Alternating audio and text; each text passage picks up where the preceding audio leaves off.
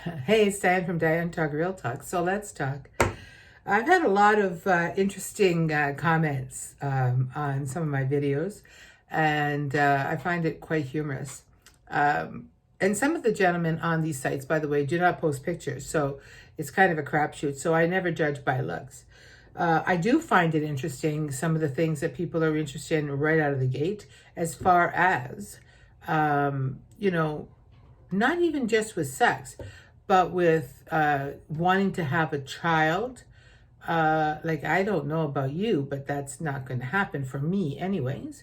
There are a lot of things that they're saying that I think they're just trying to test the water. So, and I think they're trying to figure out, am I going to mess up with them like I've been messed up with, or other women, right? Hearing from the guys, though, on their side, I'm going to tell you, ladies, that we are not little angels either.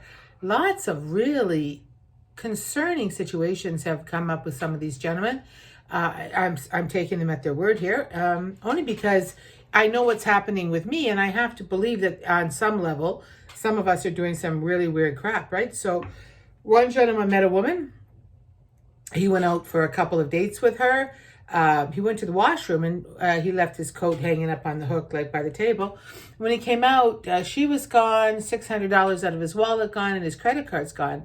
And that's a concern for me because, well, for me, obviously, it was a real concern for him, but that just tells me that's such a bad image, a bad situation. I mean, why would you do that, right?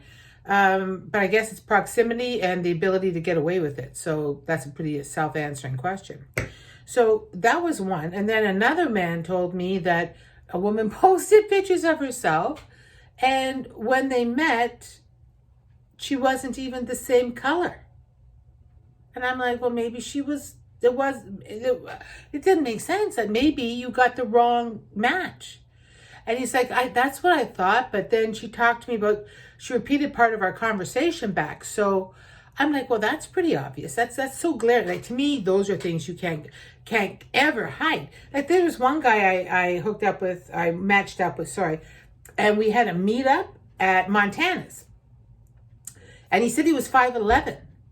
So when everybody else had cleared and matched, it was me and him, and he was like 5'2".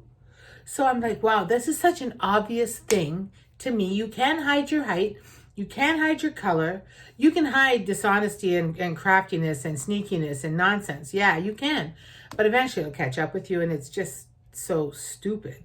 But at the end of the day, what really amazes me is, what do people think is going to happen when you meet that person and they realize you're not who you said you are, or you are who you said you are, but you misrepresented yourself either in looks or whatever?